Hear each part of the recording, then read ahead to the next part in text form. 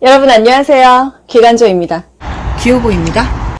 좋아요 눌러주세요. 1번 다음과 같은 노인의 심리적 특성은 응어리졌던 감정을 해소함, 실패와 좌절에 대해서 담담해짐. 뭘까요 여러분 이거? 생에 대한 회고의 경향의 증가입니다.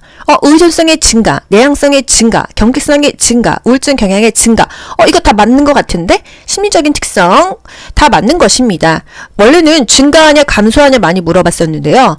응어리졌던 감정을 해소하고 실패와 좌절에 대해서 담담해지는 것은 회고의 경향이다. 이렇게 조금 문제가 변형돼서 나왔습니다. 그때 참 좋았었지. 자신이 지나온 일생의 여러 가지 그런 상황들을 떠올려 보게 되죠. 지난 생에 대한 회상은 응어리졌던 감정을 해소합니다. 실패와 좌절에 담담해져요. 그래서 자통합을 하고요. 다가오는 죽음을 평온한 마음으로 맞을 수 있게 뭔가 준비하는 거예요. 2번 현대사회의 가족관계 변화와 노인 부양에 관한 설명으로 옳은 것은 원래 따로따로 문제가 나오는데 두 개를 섞어서 한 문제에 포함했어요. 확대 가족이 증가한다. 노인 1인 가구 수가 감소한다. 기혼 자녀와의 동거가 늘어난다. 공적 노인 부양의 비중이 낮아진다. 자녀의 독립으로 빈둥지 증후군을 경험한다. 자녀의 독립으로 빈둥지 증후군을 경험한다입니다. 여러분 둥지에 이렇게 새끼들이 있습니다. 근데 새끼들이 다 커가지고 이 둥지가 비어있어요. 그러면 부모는 굉장히 슬프고 외롭고 상실감을 느낀다 이겁니다. 여기 남편이 둥지에 있을까요? 여러분 남편은 아니에요. 빈둥지는 무조건 자녀랑 연결시키셔야 합니다. 남편의 죽음으로 빈둥지 증후군을 경험한다. 틀려요. 맞아요. 틀립니다. 둥지는 무조건 자녀랑 연결시켜야 돼요. 확대 가족이 감소하죠. 할머니, 할아버지, 손자, 손녀 같이 사는 집 대가족 이제 거의 없습니다. 노인의 1인 가구 수가 증가하고 있어요. 그래서 독거 노인이 많이 생기고 있습니다. 기혼 자녀와의 동거가 늘어나는 게 아니라 감소하죠. 핵가족이 진행되면서 자녀가 그 노인 부모를 직접 봉양하는 일이 거의 사라지고 있습니다. 여기서 국가고시에 자주 나오는 거 수정 확대 가족입니다. 가족은 가족인데 그 범위가 약간 수정되고 확대되었다 이렇게 볼 수 있는데요. 부모와 자녀는 따로 살아요. 근거리에 삽니다. 같은 동네에 살면서 자녀가 간간히 노부모님을 조금 돌봐드리는 거예요. 각자 사생활을 지킬 수 있으면서 상호작용할 수 있는 장점이 있겠죠. 공적인 노인 부양의 비중은 점점 높아지고 있어요. 가족이 부양하는 비중보다는 사회가 좀 도와줘야 되지 않냐 이런 비중이 증가하고 있습니다. 3번 다음 사례에서 노인이 실천한 노인 복지의 원칙은 교사로 은퇴한 노인이 지역 아동센터 아동을 대상으로 한 교육봉사단체를 조직해서 활동했다. 봉사를 했다 이거잖아요. 일 그만두고 봉사했다. 이거 노인 복지의 원칙 중에 뭐예요? 참여해라 참여의 원칙입니다. 참여의 원칙. 사회활동, 지식과 기술을 젊은 세대와 공유해야 된다. 그래서 자원봉사 했다고 하면은 노인은 참여의 원칙을 잘 지킨 것이에요. 노인 복지의 원칙은요, 국제연합 유엔총회에서 노인을 위한 원칙을 세운 거예요. 독립의 원칙, 참여의 원칙, 자아실현의 원칙, 보호의 원칙, 존엄의 원칙이 있다. 독립의 원칙, 노인은 돈이 있어야 됩니다. 소득이 있어야 된다. 일할 기회가 있어야 된다. 가능한 한 오랫동안 가정에서 살아야지 시설 가고 요양원에 있는 것보다는 삶의 질이 가정에서 사는 게 훨씬 높겠죠. 그러려면 돈이 있어야 된다 이거예요. 집이 있던지 생활비가 있어야 될 거 아니에요. 그죠?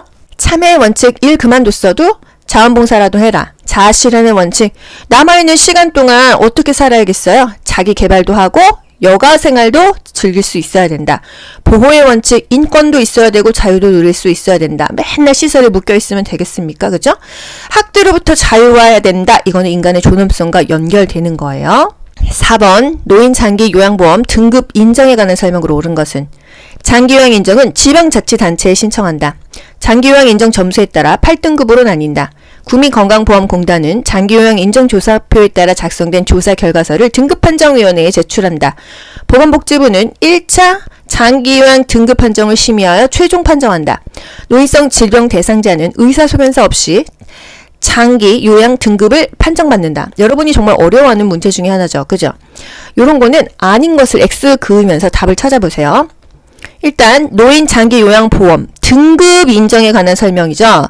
장기 요양 인정은 지방자치단체에서 신청한다. 우리 이런 거 어디서 들은 적 없잖아요. 국민건강보험공단에다가 신청했습니다. 장기요양 인정 점수에 따라서 8등급이 아니라 1등급부터 5등급까지 있죠. 그리고 인지지원 등급, 그리고 등급 외로 또 있습니다.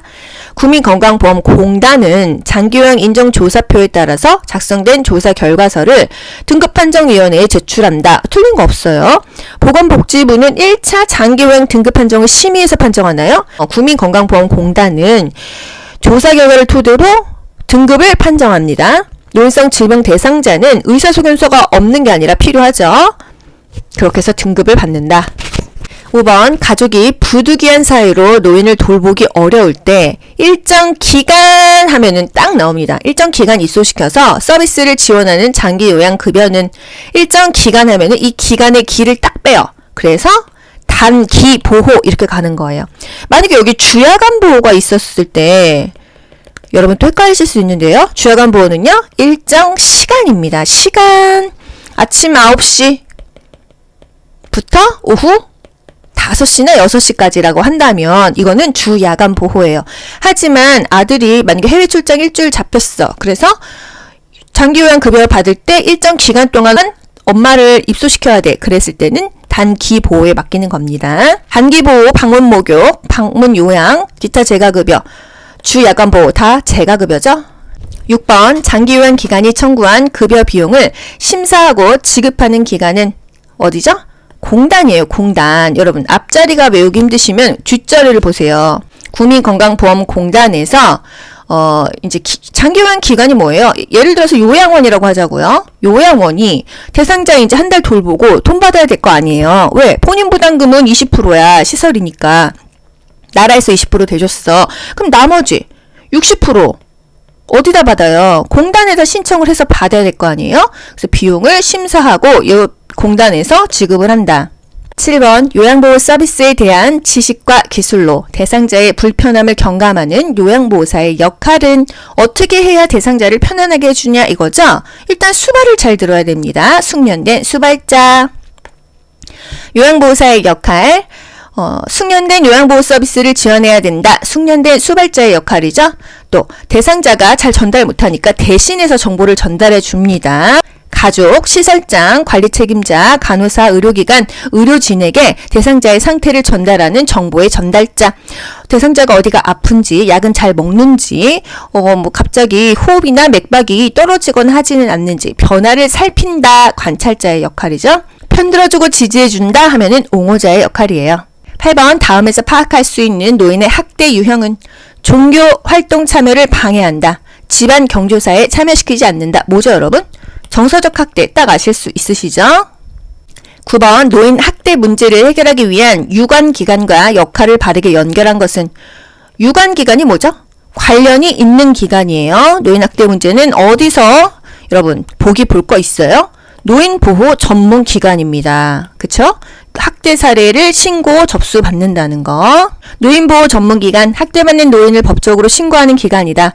노인학대 사례를 신고 접수, 확인 개입, 사례관리 절차를 지원한다. 노인학대 행위자를 대상으로 재발 방지 교육을 한다. 노인 자살 예방 교육을 한다는 거. 노인보호 전문기관이 노인학대랑 관련되어 있는 기관이다. 10번 산업재해를 입은 요양보호사에 대한 사회보험급여의 설명으로 옳은 것은 보험급여는 세금이 면제된다. 퇴직하면 보험급여를 받을 수 없다. 보험급여는 제3자에게 양도할 수 있다.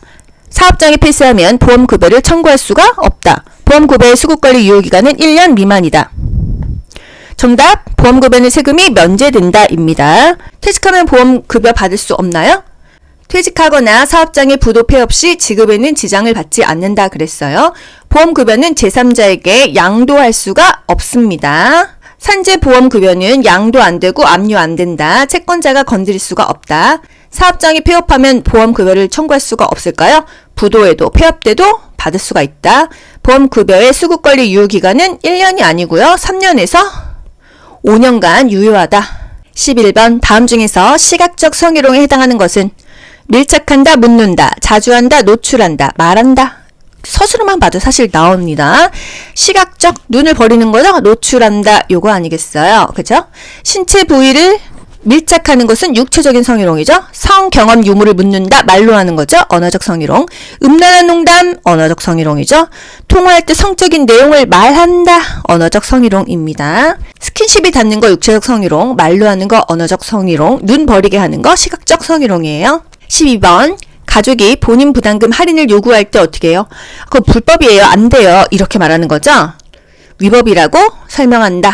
옆집 사람은 뭐 본인 부담금 면제해 준다는데 이렇게 얘기했을 때 그거 불법인데 신고하시면 포상금 받을 수 있어요. 이렇게까지 얘기를 하는 거죠. 13번 요양보호사가 지켜야 할 직업윤리로 옳은 것은 친절을 베풀며 자신의 종교를 권유한다. 서비스 제공 시 시설장의 의사결정을 우선시한다. 보수교육을 통해 전문적인 지식과 기술을 습득한다. 타 직종과의 협력보다 업무의 신속성을 중시한다. 대상자가 부상을 당했을 때 임의로 대응한다. 정답. 보수교육을 통해서 전문적인 지식과 기술을 습득한다. 국가고시에 정말 자주 나오는 지문입니다. 요양보호사는 보수교육을 통해서 전문적인 지식과 기술을 습득해라 이거예요. 요양보호사의 직업윤리 국가고시에 2문제 이상 나오니까 짚어드릴게요.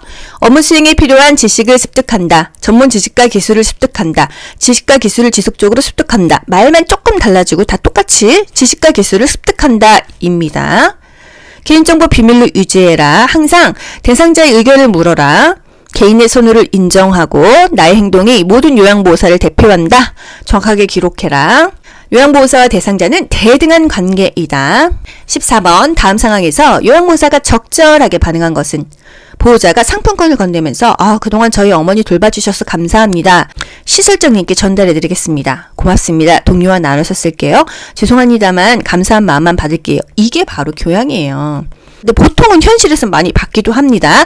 하지만 여러분 일단 이렇게 죄송합니다만 마음만 받을게요. 이렇게 하셔야 돼요. 아시겠죠? 15번 다음 상황에서 요양보호사가 적절하게 반응한 것은 보호자가 그랬어요. 어머니가 사용하신 기저귀가 아까우니 재사용해주세요. 우리 요양보호사 뭐라고 대답해야 되죠? 안 된다고 말해야겠죠. 그죠? 시설장님과 상의해 볼게요. 어머님께 여쭤볼게요. 다른 어르신 기저귀를 써도 되니 걱정하지 마세요. 네, 비용이 부담스러우시군요. 하루에 한 번 정도 교환할게요. 재사용을 하면 어머님 건강에 해로워요. 이렇게 대답을 해야 되는 것입니다. 왜? 무해성의 원칙에 어긋나는 행동이죠. 무해, 해가 없다. 이렇게 해가 없이 대상자를 돌봐야 되는데 이곳에 어긋난다는 거예요. 사용했던 기저귀를 다시 쓸 수 없는 이유가 있습니다. 재사용을 하면 습해지겠죠. 미생물이 끼니까 피부가 물르고 그러다 욕창이 생기면 어머님이 훨씬 더 괴로워요. 힘들어집니다. 이렇게 설명을 해야 돼요. 문제가 해결되지 않는다면요. 기관에다 보고해가지고 요양보호 서비스를 더 이상 이어갈 수는 없어요. 저희는 이렇게 말한다고 합니다. 16번 손목 관절이 좁아지거나 내부의 압력이 증가하여 신경이 자극되고 손목의 통증에 유발되는 질병 손목 터널 증후군, 수근관 증후군이 답입니다. 손목이 아픈데 오십견 아니죠? 골다공증 아니죠? 테니스 엘보는 테니스 칠 때 아픈 그 팔꿈치 부위입니다. 류마티스 관절염이 아니에요. 수근관 증후군이 국가고시에 좀 간간히 2번? 3번에 한 번은 나오는 편입니다. 손목의 관절이 좁아지거나 내부의 압력이 증가돼서 굉장히 손목이 아파요. 손의 감각 저하, 저림 감각, 통증, 근력이 약화된다. 손을 조금 털면은 통증이 완화될 수가 있습니다. 이것도 국시에 나왔던 지문이에요.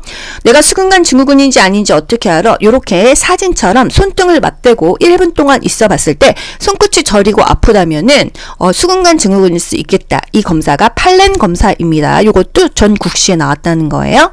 17번 감염 예방을 위한 손 씻기 방법으로 옳은 것은 손 씻기 문제가 제법 나오는 편이네요. 사용한 수건은 말려서 사용한다. 말아야겠죠. 세면대에 온수를 받아 손을 씻는다. 배설물을 처리한 손은 마른 휴지로 닦는다. 손톱 밑은 반대편 손바닥에 문질러 닦는다. 엄지손가락은 반대편 엄지손가락에 문질러 씻는다. 정답 4번입니다. 손톱 밑은요. 손바닥에 문질러서 이렇게 닦습니다. 손 씻는 그 순서가 있어요. 일단 물 묻히고 비누칠해서 손바닥을 마주대고 문지르죠. 그리고 손등을 비비고요. 깍지를 끼고요. 이 손 모아가지고 쓱싹쓱싹 각각 엄지를 닦아주고 맨 마지막에 손톱 밑을 닦아주는 것입니다. 18번 노인성 질병의 특성으로 옳은 것은 빈번하게 재발한다. 이거 맞지 않나요? 빈번하게 재발하고 발병 원인이 명확하지가 않습니다. 이게 늙어서 그런 건지 무슨 병이 있는 건지 명확하지가 않다는 거. 단독 질병으로 발생하나요? 단독 발생이 아니고 다른 질병을 동반하기가 쉽다. 질병 진행의 경과가 짧다? 아니죠. 경과가 굉장히 길고 자주 반복된다는 거. 정상 노화 과정과 구분하기가 쉽지 않죠. 원인이 불명확하죠. 이게 늙어서 그런 건지 정말 병이 걸린 건지 어렵습니다. 노인성 질병은 원인이 불명확하고 초기 진단이 어려운 만성 퇴행성 질병이라는 거. 합병증도 동반할 수 있고 재발이 쉽고 경과가 길다 그랬습니다. 정상적인 노화 과정과 구분하기가 어렵다. 19번 세균, 바이러스에 의한 폐 조직의 염증으로 여기서 답이 나왔습니다, 여러분. 폐렴 이렇게 가는 거예요. 아시겠죠? 호흡곤란, 가래, 기침이 나타난다고 하면은 폐렴입니다. 폐에 염증이 있는 게 폐렴. 기관지에 만성 염증이 있는 게 만성 기관지염이에요. 폐렴은요, 폐 조직에 염증이 생겨서 폐로 산소를 흡수하는 능력이 감소합니다. 흡인성 폐렴, 이물질이 기도로 붙어가지고 염증이 생기는 거죠. 노인들이 흡인성 폐렴 많이 생기고요. 사지마비 대상자 누워 있으면서 그 콧줄로 밥 먹고 있는 경관 영양자들이 흡인성 폐렴이 많이 옵니다. 심호흡으로 체내 혈액의 산소 농도를 적정하게 유지해라. 20번 노화에 따른 심혈관계 변화로 오른 것은 최대 심박출량이 증가합니까? 심장 근육 두께 증가, 말초에서 심장으로의 혈액순환 증가, 말초 혈관의 저항 감소, 기립성 저혈압 발생 감소. 정답은 심장 근육의 두께가 증가한다는 거.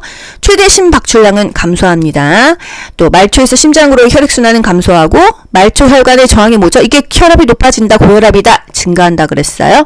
기립성 저혈압, 자세를 변환하면은 어지럽다, 증가한다는 거예요. 심장 근육의 두께가 증가한다? 쪼그라드는 거 아니었어? 심장 근육의 두께가 증가한다. 여러분 이거는 좀 하나 기억하셔야 돼요. 근육이 두꺼워져서 탄력성이 떨어진다. 결국은 더 나빠진다는 거예요.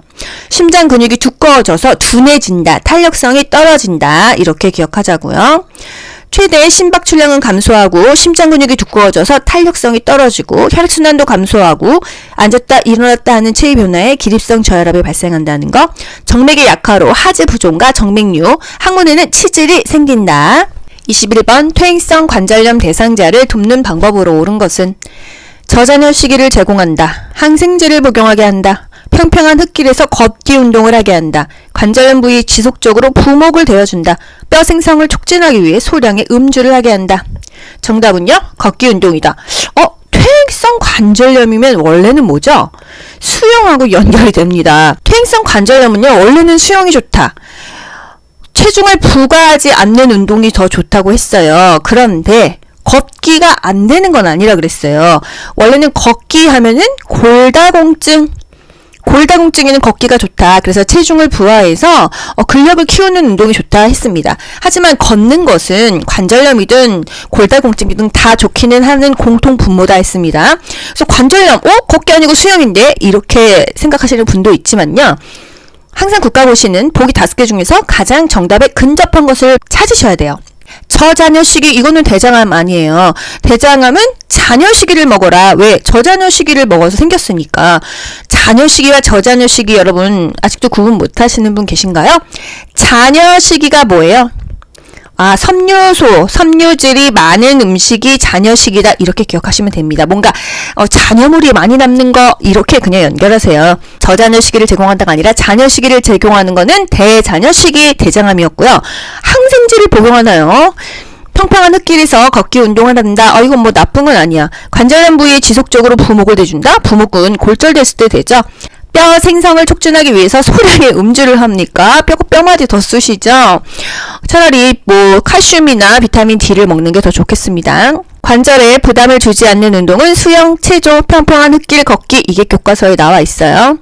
22번 노화에 따른 여성 노인의 생식기계의 변화로 옳은 것은 난소의 크기 감소합니다. 난소 크기가 감소하고요. 성교시 건조하니까 통증이 더 심해질 수가 있다. 질의 수축, 분비물이 저하된다. 질의 윤활 작용이 감소된다. 질의 길이 증가, 길이가 증가하거나 그렇진 않죠. 질벽의 두께 증가가 아니라 질벽이 얇아져요. 제가 산부인과 갔는데 선생님께서 이렇게 카다로를 주시면서 이거 혹시 또 홍보할 사람 있는지 좀 알려달래요. 보니까 이 질에다가 필러를 놓습니다. 여러분 필러 아시죠? 보통 얼굴에 많이 놓잖아요. 팔자주름이나 콧대 높이는 거, 그리고 볼살 없을 때 많이 놓거든요. 이거를 질에다가 놓는다는 거예요. 그래서 아니 질에다 필러를 왜 놓아요? 뭐예요, 원장님? 그랬더니 볼륨감을 주기 위해서 필러를 넣는다고 하더라고요. 그래서 나이 먹으면 질벽의 두께까지도 감소한다, 얇아진다. 여러분 기억하시라고 제가 이런 예시 들어드리는 거 아시죠? 에스트로겐, 여성 호르몬입니다. 에스트로겐 분비가 증가될까요? 폐경기 이후에 확 줄어드는 호르몬이 뭐예요? 여성 호르몬 에스트로겐이잖아요. 에스트로겐이 줄어들면 골다공증이 생깁니다. 그래서 에스트로겐은 분비가 감소된다는 거. 이제 나이 먹으면 잔뇨량은 증가하죠. 방광 용적은 감소해요. 그래서 자꾸 오줌이 마렵습니다. 골반 근육 조절 능력 감소됩니다. 난소도 쪼그라든다. 23번 피부 건조증 대상자를 돕는 방법으로 옳은 것은 건조하죠. 꽉 끼는 옷을 입게 한다. 뜨거운 물로 목욕하게 한다. 목욕 후 물기를 두드려 말려준다. 겨울철에는 제습기를 사용하게 한다. 샤워를 자주 하여 피부 각질을 없앤다. 정답 뭐죠? 목욕 후 물기를 두드려 말려준다. 이게 뭐 완전히 맞는 답은 아니지만 또 틀린 답은 아니에요. 이렇게 하고 로션이나 오일로 보습을 해준다 이거죠. 꽉 끼는 옷 좋지 않죠. 뜨거운 물이 아니라 미지근한 물이 좋습니다. 겨울철에는 제습기가 아니라 건조하니까 가습기. 여름철에는 습하니까 제습기를 사용하는 거예요. 제습, 습기를 제거하는 게 제습기고요. 가습, 습기를 가해준다 이거죠. 샤워를 자주 해서 피부 각질을 없애는 게 아니라 너무 자주 하면 더 건조하다는 거죠. 피부 건조증 대상자는 너무 자주 하지 않는다. 보습을 꼭 해준다. 24번 뇌졸중으로 오른쪽 뇌가 손상되었을 때 나타나는 증상. 항상 크로스로 옵니다. 좌뇌, 우뇌, 오른쪽 뇌가 지금 망가졌어요. 그러면 좌측으로 뭐가 문제가 있다. 그게 답이에요. 왼쪽 팔의 소양증, 간지러움증, 왼쪽 다리의 마비. 이거 가능하지 않나요? 양쪽 손의 떨림, 오른쪽 팔의 감각저하, 오른쪽 다리 얼얼한 느낌. 항상 이 반대로 연결하시면 됩니다. 오른쪽 뇌가 손상됐으니까 왼쪽 뭐가 문제가 돼 있다, 마비가 돼 있다. 뇌졸중의 증상은 마비, 언어장애, 연화곤란, 의식장애, 어지럼증이 있다. 몸의 균형 감각 상실했다 하면은 손해가 다쳤다 이렇게 연결하시고요. 운동실조증이다 하면은 손해가 다쳐서 술 취한 사람처럼 비틀비틀 걸으면서 균형을 못 잡는다 기억하시면 되겠습니다.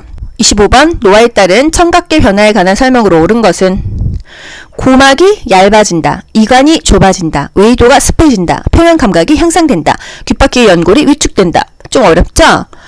이관이 좁아집니다. 이관이 뭐예요? 귀가 이렇게 있으면 이 안에 이쪽이 이관이에요. 이관이 내측으로 위축돼서 좁아진다. 이게 맞고요. 고막은 얇아질 것 같지 않나요? 그런데 두꺼워집니다. 고막이 두꺼워지니까 음의 전달 능력이 감소돼서 잘 안 들리는 거예요. 여기 고막이 있는데 고막은 두꺼워진다. 외이도는 습해지는 게 아니라 가려움증과 건조증이 증가한다. 보통 노인분들, 우리 뭐 부모님이나 연세 드신 분들은 배우자 귀를 좀 보세요. 이렇게 뭔가 버진 같은 게 있습니다. 건조해서 그런 거예요. 귀는 가렵고 건조하다. 이렇게 그냥 기억하십시오. 평형 감각은 당연히 문제가 생기죠. 소리의 감수성 민감하지 못해서 둔감하다고 했어요. 말 이해도 못하고 평형 유지에 문제가 생긴다. 귓바퀴의 연골이 위축될까요? 귓바퀴의 연골이요. 나이 먹으면 귀가 커지고 늘어집니다. 이거 부처님께 되는 건데 좋은 거 아니야? 왜 커지고 늘어질까요? 피부가 탄력성이 떨어지니까 중력에 의해서 아래로 처진다는 거. 연골은 계속 형성이 된대요. 그래서 코 수술하는 사람들 귀에서 연골 빼가지고 코 집어넣잖아요. 그런데 이 연골이 계속 생성이 된다고 합니다. 아시겠죠? 고막은 두꺼워지고 음의 전달 능력이 감소된다. 이관은 좁아진다. 이관은 좁아진다. 외이도는 건조해진다. 평형 감각은 떨어진다. 귓바퀴의 연골은 커지고 늘어진다. 이거 좀 특이하죠? 귓바퀴 연골이 커지고 늘어진다. 중력에 의해서 늘어진다. 26번 인슐린 주사를 맞고 식사를 하지 않는 당뇨병 대상자에게 나타날 수 있는 증상. 인슐린 주사를 맞았어요. 혈당을 떨어뜨리겠죠? 근데 식사도 안 했어. 그러면 저혈당에 올 수 있지 않아요? 저혈당의 증상을 고르시면 됩니다. 식은땀, 포만감, 소화불량, 체온 상승, 소변량 증가. 저혈당의 증상은요. 식은땀이 맞고요. 두통, 시야가 몽롱해지다. 그리고 배고파진다. 이런 것들이 저혈당의 증상이에요. 이럴 때는 빨리 밥을 먹이던지 오렌지 주스나 사탕을 먹이는 것입니다. 당뇨 환자들 조심해야 될 거, 발톱은 일자로 잘라라. 당뇨 카드를 들고 다니던지 가방 안에 오렌지 주스나 사탕을 들고 다녀라 이거예요. 저혈당도 굉장히 위험하다는 거. 일단 식은땀 나고 어지럽다 그러고 너무 배고프다 하면 저혈당을 조심해야 돼요. 27번 선망에 관한 설명으로 옳은 것은 선망하면은요 급격하게 온다 이게 답이라고 했죠. 의식이 명료하다. 선망은요 의식의 변화가 있습니다. 되게 멍합니다. 주의력이 감소되어 주의력, 집중력이 매우 떨어진다. 회복이 불가능하다. 선망은요 다시 좋아지기도 합니다. 수면 양상이 일정한 게 아니라 불규칙하고요. 증상이 서서히 나타난 게 아니라 항상 선망하면은 급격하게 발생한다. 갑자기 나타난다. 빨리 나타난다. 이런 것과 연결하셔야 돼요. 치매는 서서히 나타날 수 있지만 선망은 급격하게 발생합니다. 보통 70세가 넘으신 분들 중에 무릎 연골 수술 또는 허리 디스크 수술하시는 분이 있어요. 이러면 전신 마취를 하죠. 전신 마취를 하고 깨어났을 때 선망 증상이 갑자기 옵니다. 갑자기 와요. 그 수술하고 깨어날 때요. 그래서 갑자기 정신도 없고요. 집중력도 떨어지고 잠도 못 자고 밤에 깨서 이상행동을 합니다. 이게 좀 시간이 지나면 많이 좋아져요. 호전과 악화가 반복됩니다. 28번 당뇨병 대상자의 운동 방법에 대한 설명으로 옳은 것은 당뇨병 운동 방법 국가고시 거의 단골 문제죠. 고강도에서 저강도 운동한다? 밥을 먹고 30분에서 1시간 뒤에 운동을 시작한다. 요거 아닙니까? 밥 먹고 30분이나 1시간 뒤에 혈당이 오르기 시작해요. 그래서 이때 운동해라 이거죠. 혈당이 300 이상이면 운동 강도를 높인다? 보통은요 126 이상일 때는 우리가 당뇨라고 해요. 300이면 굉장히 높은 거거든요. 약을 먹어야지 운동으로 조절하는 거 아닙니다. 혈당 강화제를 복용하는 경우에는 운동을 제한한다? 운동은 제한하지 않습니다. 적절하게 운동시킨다. 하지만 공복 시의 운동은 저혈당에 대비한다 그랬어요. 혈당 강화제 먹고 운동하는 건 큰 문제가 없다. 안정시 심박동수의 세가 될 정도의 강도로 운동한다. 이런 거 없습니다. 식사 후 30분에서 1시간 뒤에 30분 이상 운동하고 무리한 운동은 삼가라 이거예요. 혈당 수치가 너무 높다면 혈당을 조절하고 그리고 나서 운동을 해야지 운동 강도를 높이는 것은 아니다. 29번 밤에 잠이 들기까지 시간이 오래 걸리고 자주 깨는 대상자의 수면을 돕는 방법으로 옳은 것은 여러분 문제를 보시면요 포인트를 딱 아셔야 돼요. 수면하면 뭐 물어보는 거야? 낮잠 자지 말아라 이것과 낮에 활동하게 해라. 저녁에 과식하지 말게 해라. 카페인 먹게 하지 말아라 이거예요. 그쵸? 1번 저녁에 과식하지 않게 한다. 이거 딱 답 나오잖아요. 그죠? 저녁에는 과식하지 않게 한다. 낮잠은 피해라. 초저녁부터 잠자리에 들게 한다. 취침 시간을 일정하게 유지하게 하는 게 좋겠죠. 아침에도 정해진 시간에 일어나야 됩니다. 밤에 땀 흘리는 운동을 하게 한다. 매일 규칙적으로 적절한 운동은 좋지만 밤에 뭔가 하는 거 안 좋아요. 저녁 식사 후에 따뜻한 홍차 카페인이 있잖아요. 카페인 음료는 밤에 주지 않는다. 취침 전에 집중할 수 있는 놀이를 함께 한다. 자기 전에 지나치게 집중하는 일 하면은 뇌가 각성이 돼가지고 잠이 안 온다고 했어요. 저녁에 과식하지 않는다. 낮잠 안 잔다. 규칙적으로 자고 규칙적으로 일어난다. 30번 노인에게 약물 중독의 위험이 증가하는 이유는 대장의 운동성 증가, 심장 근육 수축력의 증가, 신경 전달 물질의 분비 증가, 신장의 배설 능력 감소, 폐조직의 탄력성 감소. 정답 뭐죠? 신장의 배설 능력이 감소돼서 약물 중독의 위험이 증가하는 거예요. 폐조직의 탄력성 감소되는 거는 맞는데 이게 약물 중독과는 연결이 없다는 거. 간에서는 해독을 합니다. 신장에서는요? 배설을 해줘요. 그런데 배설이 안 되니까 약이 쌓여요. 그래서 중독이 된다 이겁니다. 신장이 원활하지가 않았을 때 약물 중독의 위험이 증가한다. 신장으로 가는 혈류량의 감소로 약물이 축적되어 약물 중독 위험이 증가한다. 신장의 혈류량이 감소한다는 거. 31번 노인에게 권장되는 예방접종에 관한 설명으로 옳은 것은 결핵은, 대상포진은, 파상풍은, 인플루엔자는, 폐렴규균은 65세 이후에 한 번 접종한다. 이건 틀린 거 없죠. 결핵은 10년마다 접종한다. 이런 말 없어요. 우리 10년마다 바디하자고 파상풍과 디프테리아를 10년마다 맞는 거였죠. 대상포진은 매년 1회예요. 인플루엔자가 매년 1회고 대상포진은 그냥 한 번만 맞아라 이거예요. 파상풍은 파디 10년마다, 인플루엔자는 1년마다 매년 맞는다는 거죠. 폐렴규균, 대상포진은요 65세 이상이면 한 번 정도만 맞아라. 10년마다 파디, 파상풍과 디프테리아를 맞아라. 65세 이상이라면은 독감, 인플루엔자는 1년에 한 번만 맞아라. 32번 요양보호 기록에 관한 설명으로 옳은 것은 한꺼번에 모아 기록한다. 공식화된 용어를 사용하며 기록한다. 요거 맞잖아요. 그죠? 공식화된 용어를 사용하고요. 그때그때 신속하게 기록합니다. 기록지는 열람하기 쉬운 곳에 비치하는 게 아니라 잠금 장치가 되어 있어서 일반인들이 못 보게 해야겠죠? 요양보호사가 느낀 점을 중심으로 기록하나요? 정확하게 서비스의 과정과 결과를 기록합니다. 서비스 내용을 우회적으로 표현해서 기록해요. 애매한 표현 피하고 구체적으로 기록해야 돼요. 33번 장기 요양기관에서 실시하는 사례회의의 목적은 대상자 위주의 회의가 사례회의입니다. 요양보호사들에 의한 회의가 원래회의다. 이거 두 개만 알면 답이 끝나잖아요. 대상자들을 위해서 하는 회의에 대한 목적이 뭐예요? 요양보호사의 직무평가인가요? 장기요양기관의 신규 사업 홍보일까요? 장기요양기관의 성뭐들일까요?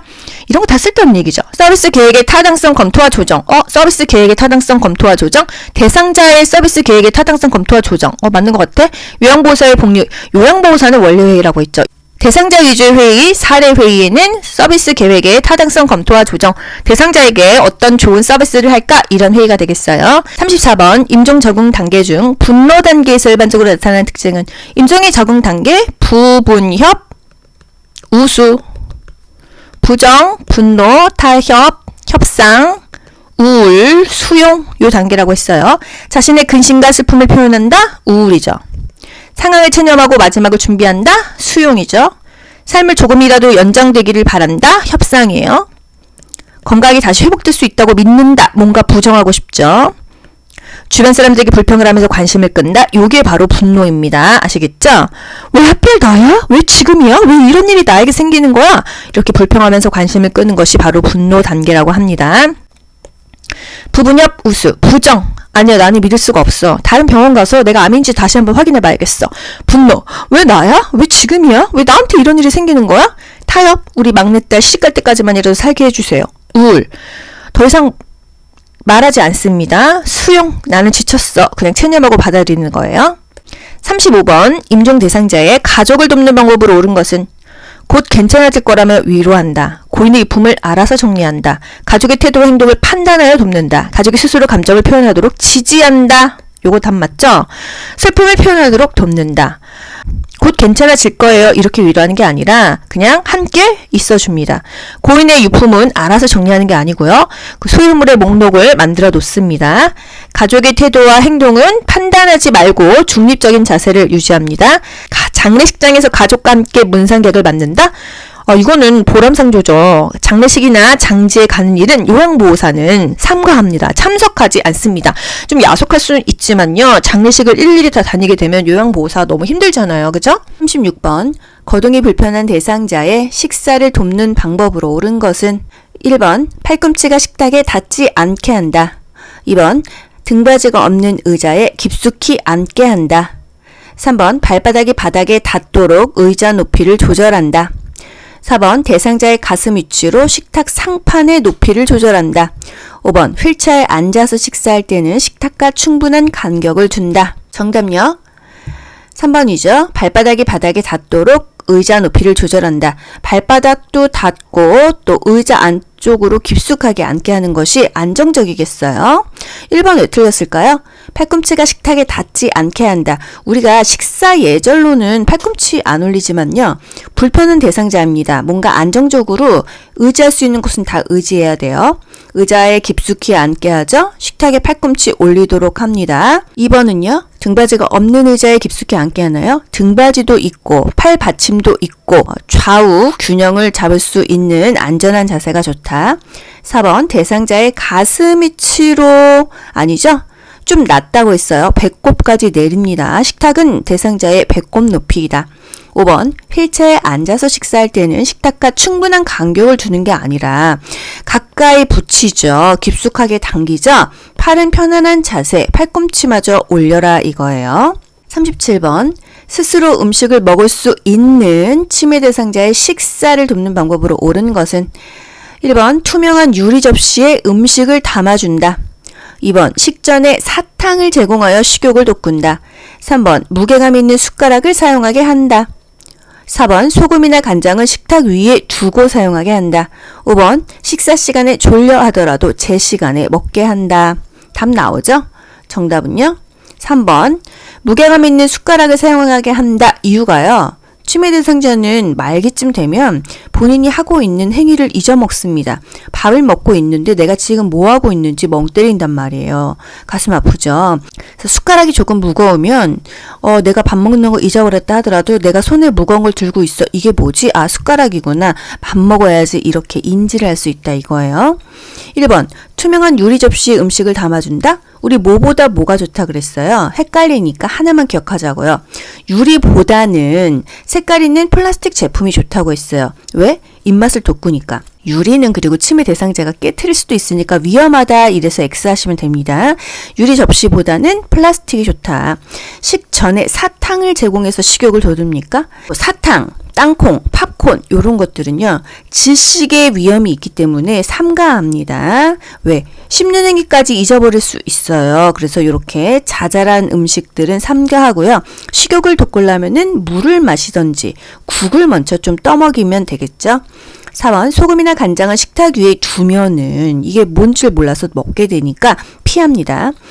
식사 시간에 졸려하더라도 제 시간에 먹게 하는 게 아니라 졸려하거나 뭔가 초조하다고 하면은 밥을 안 먹입니다. 그리고 괜찮아지면 먹인다고 했어요. 그죠? 치매 대상자의 식사 돕기 한번 볼게요. 뭐 한 문제씩은 꼭 나오잖아요.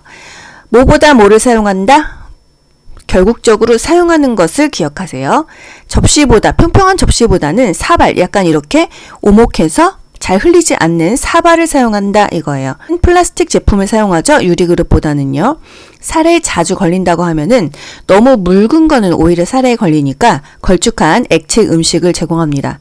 밥을 안 먹으려고 왜? 입안이 뭐가 불편한가를 확인하는 거예요.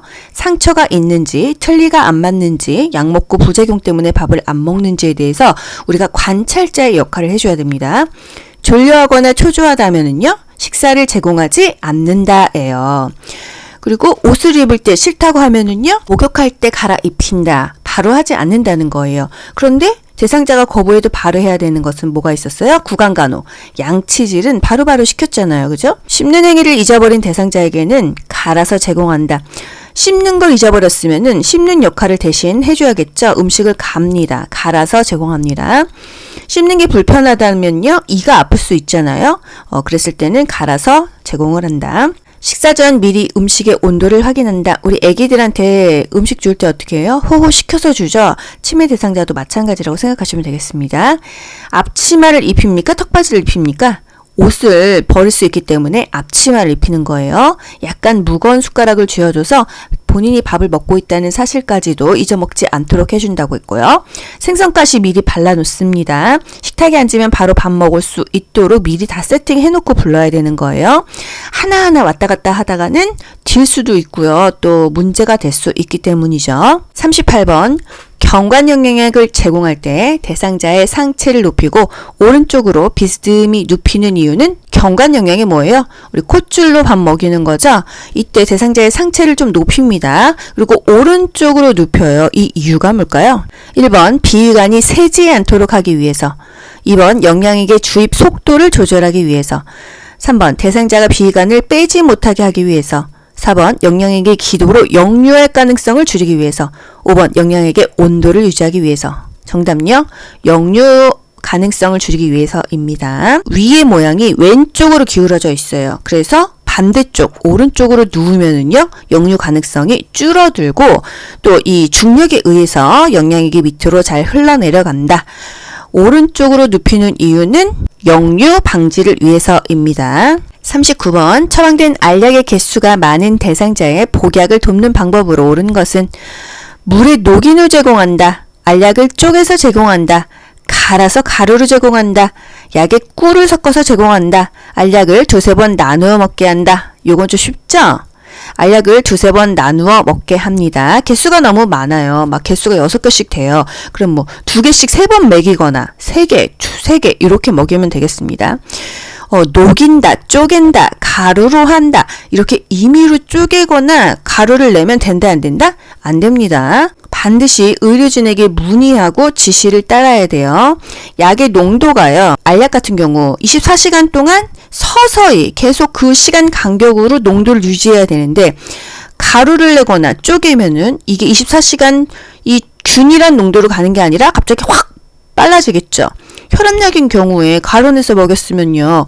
하루 종일 조금씩 혈압을 낮춰야 되는데 그냥 초반 동안 1시간 동안 혈압이 확 떨어질 수가 있어요. 그래서 약은 절대로 쪼개거나 가루내거나 하면 안 된다는 거. 40번. 귀약을 투여한 직후에 대상자에게 오심과 구토 증상이 나타났어요. 이거 이유가 뭐예요? 너무 차가운 귀약을 투여했을 경우입니다. 아시겠죠? 너무 차가운 귀약을 넣으면은 오심과 구토 증상, 속이 메스꺼릴 수 있다 이거예요. 그래서 귀약은요, 약병을 따뜻하게 하거나 온수에 담급니다. 앉은 자세에서 귀약을 투여했다고 오심과 구토가 나는 건 아니고요. 귀지 제거 아니고 후하방 아니죠. 항상 귀는 후상방으로 잡아당겼어요. 치료할 귀를 위쪽으로, 귓바퀴는 후상방으로 잡아당긴다. 귀약을 투여했어. 귀 입구를 부드럽게 눌러주고 약 5분간 눕게 한다.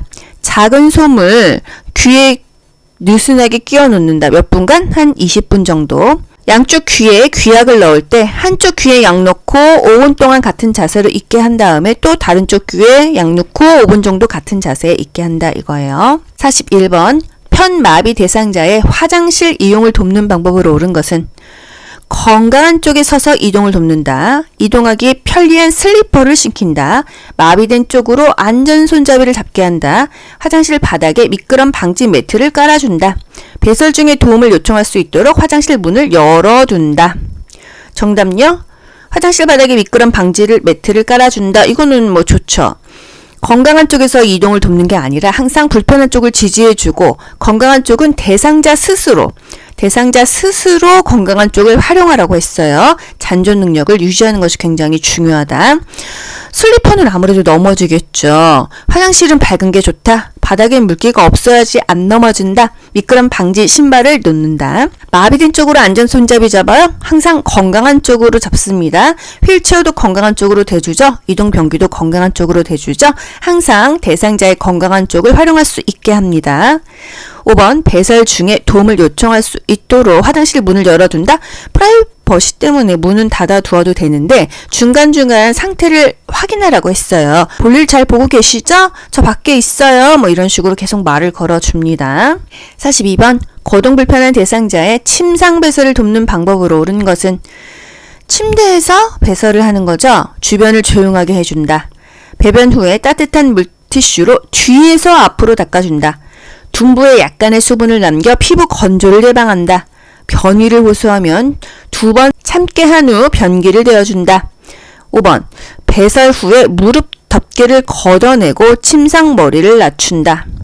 정답요 5번입니다. 5번도 약간 뭔가 이상하지 않나요? 배설을 다 했어. 그러면은 이제 처리하고요. 무릎 덮개를 걷어내고 그쵸. 덮었던 거 걷어내죠. 옷 입히니까 침상머리를 낮춘다. 맨 마지막에 별로 불필요한 거를 보기에 넣었어요. 하지만 1, 2, 3, 4번은 아니다. 항상 보기 5개 중에서요. 가장 근접한 것이 정답이 되겠습니다. 주변을 조용하게 하면은 뭔가 이렇게 배설할 때 불편해요. 내가 방구도 좀 나오고요. 이렇게 소변 소리도 나오고 막 하는데 누가 듣고 있다고 생각하면 이게 마음대로 안 되거든요. 그래서 TV를 켜거나 음악을 틀어놓는다. 배변 후에 따뜻한 물티슈로 뒤에서 앞으로 닦으면 어떻게 돼요? 요도, 질, 항문이 이렇게 있다고 보면은요. 항상 항문에서 뭐가 나오죠? 똥이 나옵니다. 똥에는 뭐가 있어요? 대장균이 있어요. 이 대장균이 있기 때문에 항상 뭐가 맨 마지막이다? 항문이 맨 마지막입니다. 요도, 질, 항문 순서로 닦아야지 항문에서 질, 요도를 닦으면 어떻게 돼요? 이 대장균이 감염됩니다. 그래서 요로 감염이 굉장히 위험해요. 그래서 보통 치매 대상자 어떤 병으로 입원을 했던지 요로 감염이 그 병원 감염의 30% 정도가 돼요. 합병증이 굉장히 문제가 됩니다. 그 질병 때문에 사망하기보다는 이런 감염 때문에 사망할 확률도 있어요. 그래서 항상 앞에서 뒤로 닦아준다. 이게 현실에서 너무 중요하고요. 그래서 국가고시에서도 항상 나옵니다. 항상 앞에서 뒤지 뒤에서 앞이 아니에요. 항문은 맨 마지막이라는 거예요. 둔부에 약간의 수분을 남겨 두면은 욕창 생기죠. 피부는 건조해야 됩니다. 욕창은 안 걸리려면 건조해야 돼요. 뭔가 우리가 피부가 건조하면 나쁠 것 같죠? 욕창에는 좋습니다. 변이를 호소하면 왜 참게 해요? 똥은 참으면 똥도 골라요. 그래서 똥은 절대 참지 않는다고 했습니다. 굳이 소변과 대변 중에 뭘 참는 게 낫냐 하면은요. 소변은 조금 참아도 괜찮아요. 방광의 용적이 좀 늘어날 수 있기 때문이죠. 하지만 대변은 참으면 똥도 골라서 안 좋다는 거. 배설물에 특이사항이 있는 경우 보고하죠. 항상 이 옷을 내려서 닦기 전에 덮은 다음에 내린다, 이게 중요했어요. 그러니까 상체를 올려주는 게 좋죠. 밥 먹을 때 위관 영양, 경관 영양, 그리고 침상 배설 다 상체를 올려주는 게 좋다는 거. 우리 똥 쌀 때 힘 주려면은 앉아서 힘 주거나 해야지 누워서 이게 힘이 젖습니까? 그쵸? 간이 변기를 댑니다. 간이 변기가 뭐예요? 요강이죠, 요강. 그 누워있는 대상자에게 이렇게 밑에다가 간이 변기 대주는데요. 대상자가 협조할 수 있으면 허리 좀 들어보세요 하고 쏙 넣으면 되는데 협조를 못해, 움직이지를 못해. 그러면요. 우리가 다 힘으로 하려면은 팔목이 빠져요. 수근관 증후군 걸리죠. 옆으로 돌린 후에 변기를 대고 일자로 눕힌다. 이것도 국가고시에 계속 나오는 포인트예요. 요거는 간호조무사, 요양보호사 할 것 없이 계속 국가고시에 나오고 있습니다. 43번 편마비 대상자의 이동 변기 사용을 돕는 순서로 옳은 것은 배설 중에 하반신을 수건으로 덮어준다. 커튼이나 스크린으로 가려준다. 침대 높이와 이동 변기의 높이가 같도록 맞춘다. 이동 변기를 대상자의 건강한 쪽에 붙인다. 일단 가려주는 게 제일 먼저 아니겠어요? 그쵸? 나가 제일 먼저겠죠. 그럼 정답은 2번과 3번 중에 있습니다. 그런데 가려준 다음에 침대 높이와 이동 변기의 높이가 같도록 맞춘다. 그쵸? 맞춘 다음에 변기를 대상자 건강한 쪽에 붙여주고 그리고 나서 배설 중에는 수건을 덮어준다. 요 순서죠? 이렇게 되면 정답은요? 나다라가. 나다라가. 정답 2번이네요. 그죠? 이동 변기. 여러분, 요 두 개 중에 뭐가 이동 변기예요? 이동할 수 있는 변기. 요게 바로 이동 변기입니다. 얘는 뭐예요? 요게 바로 간이 변기예요. 요관 같은 거, 그죠? 스크린으로 가려주고요. 프라이버시를 유지하기 위해서. 그리고 침대 높이와 이동 변기 높이는 같도록 한다고 했어요. 요것도 많이 나오죠? 이동 변기를 대상자의 건강한 쪽에 붙여주고 배설 중에 하반신을 덮어준다. 44번 대상자의 기저귀를 교환하는 방법으로 옳은 것은 물티슈로 닦고 즉시 기저귀를 채운다. 냄새가 나지 않게 기저귀를 단단히 조여준다. 기저귀를 교환하는 동안에 문을 열어 환기한다. 허리를 들 수 있는 대상자는 옆으로 돌려눕혀 교환한다. 교환 전에 면도개를 이불 위에 덮은 후 이불만 다리 아래로 내린다. 정답 5번이죠. 뭐 틀렸을까요? 1번. 물티슈로 닦고 즉시 기저귀를 채우면 어떻게 해요? 건조시켜야죠. 그죠? 2번. 냄새가 새지 않게 기저귀를 단단히 조여준다. 너무 통풍 안 되면은 욕창이 생기죠. 기저귀를 교환하는 동안 문을 열어 환기하면은 춥죠. 다 끝나고 환기하죠. 필요하면은 탈취제나 방향제까지도 이용합니다. 기저귀 교환하고 나서 창문 열어서 환기하는데 이때도 직접적으로 대상자에게 바람이 들어가면 돼요? 간접 환기해야겠죠. 허리를 들 수 있는 대상자는 허리 좀 들어보세요 하고요. 없는 대상자를 옆으로 돌려 눕히고 기저귀 넣고 다시 똑바로 눕히면 되겠습니다. 수치심을 느끼지 않도록 스크린이나 커튼을 친다. 덮개를 덮은 다음에 이불만 내려준다. 45번 유치 도뇨관을 섭입하고 있는 대상자를 돕는 방법으로 옳은 것은 유치 도뇨관, 소변줄을 계속 꽂고 있는 대상자죠. 소변주머니는 3시간마다 세척한다. 소변주머니는 물로 헹구어 사용한다. 소변주머니의 내용물은 지정된 장소에 버린다. 소독솜으로 배출구를 닦은 후에 비운다.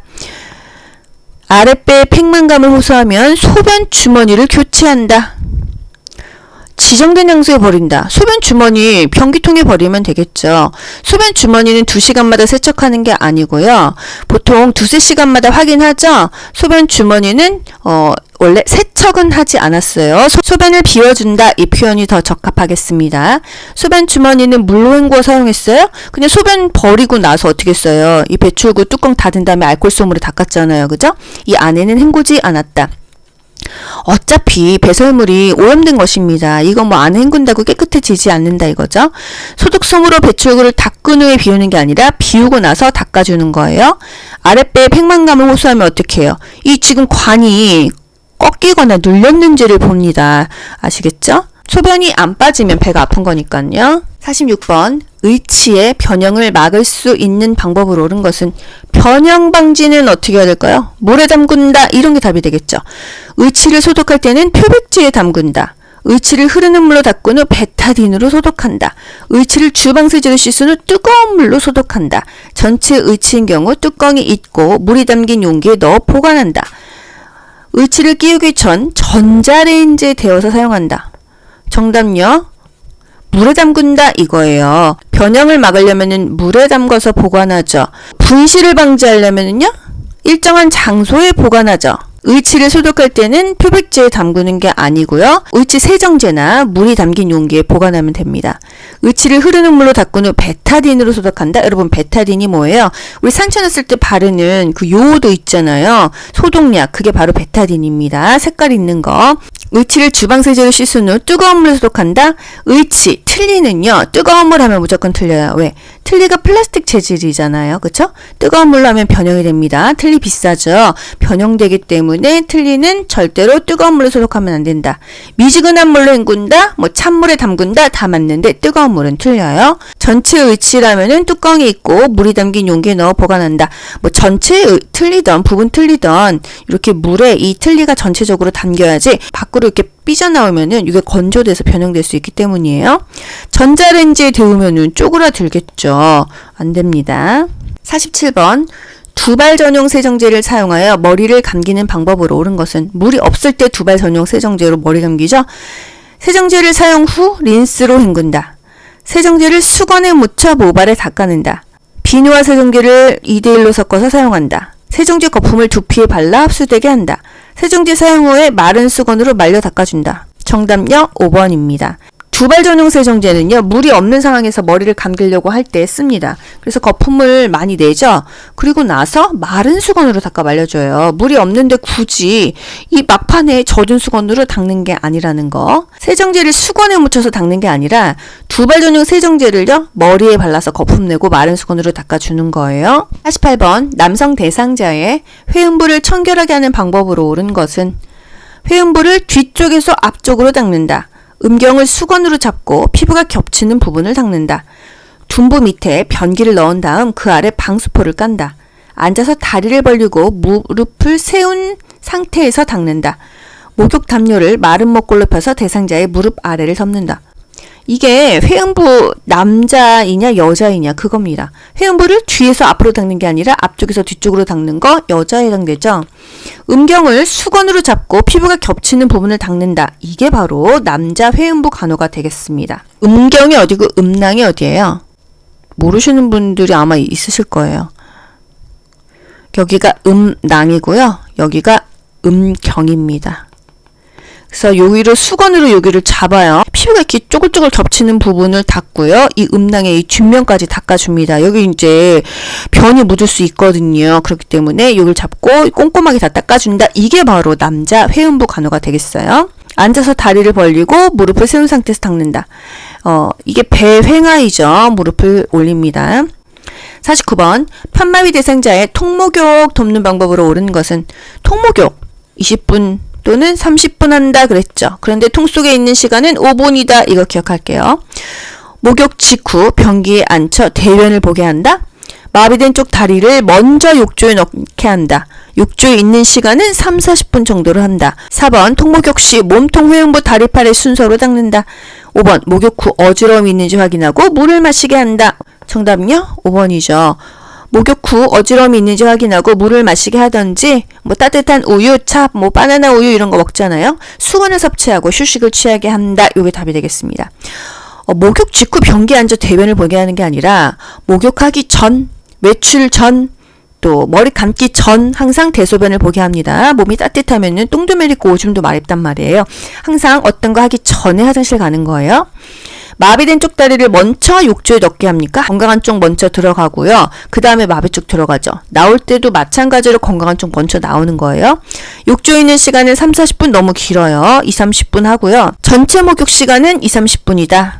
하지만 욕조에 있는 시간은 아픈 사람들이잖아요. 5분입니다.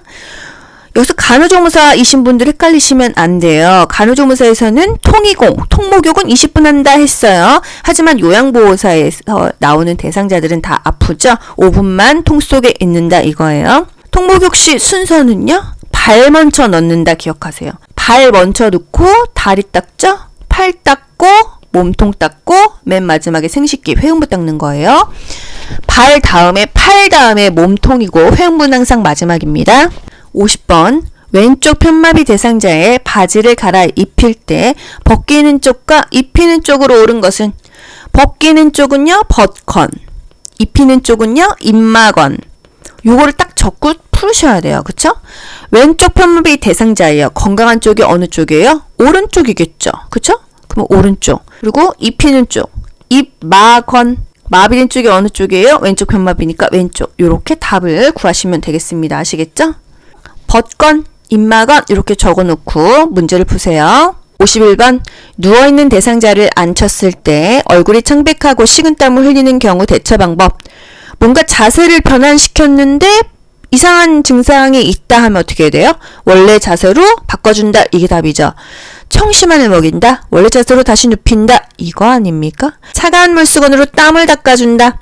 옆으로 눕힌 후 등 마사지 해준다. 담요로 몸을 덮고 미지근한 물을 준다. 아시겠죠? 포인트가 바로바로 나오는 문제는요. 빨리 푸셔도 돼요. 그래야 90분 동안 80문제를 풀고 마킹까지 할 수 있다는 거예요. 이동 후에 어지럽다, 오심, 메스껍다, 구토, 식은땀 증상이 있다. 이상 증세가 있을 때는요. 빨리 그 직전 자세로 바꾸고 보고해주면 되겠습니다. 52번 다음 그림과 같이 누워서 엉덩이를 들어 올리는 근력 운동의 효과는 요거 우리 교과서에서 팁 왼쪽에 별표되어 있었어요. 요거 뭐예요? 부종 예방, 낙상 예방, 목 통증 예방, 호흡 부전 예방, 관절 변형 예방? 다 낯선데? 이런 생각 안 하셨습니까? 원래 신체 안정을 위한 자세다 이거예요. 정답은요. 그런데 약간 변형돼서 나왔어요. 누워서 엉덩이를 들어 올리는 이 운동은 휴대용 변기, 이동 변기죠? 이동 변기 할 때 허리 좀 들어보세요 하고 여기다 이동 변기 쏙 집어넣죠. 침대 위에서의 이동, 보행 시 신체 안정에 도움이 된다. 신체 안정, 낙상 예방과 연결하시면 되겠어요. 이렇게 근력 운동하는 이유는요. 결국은 균형 잡아서 낙상을 예방한다, 다치지 않게 한다 이거예요. 이렇게 한다고 부종이 예방되겠어요? 이렇게 한다고 목 통증이 예방돼요? 목 더 아파요. 호흡 부전 예방, 관절 변형 예방 아니다. 신체가 안정되고 낙상을 예방하는 근력 운동이다 이거예요.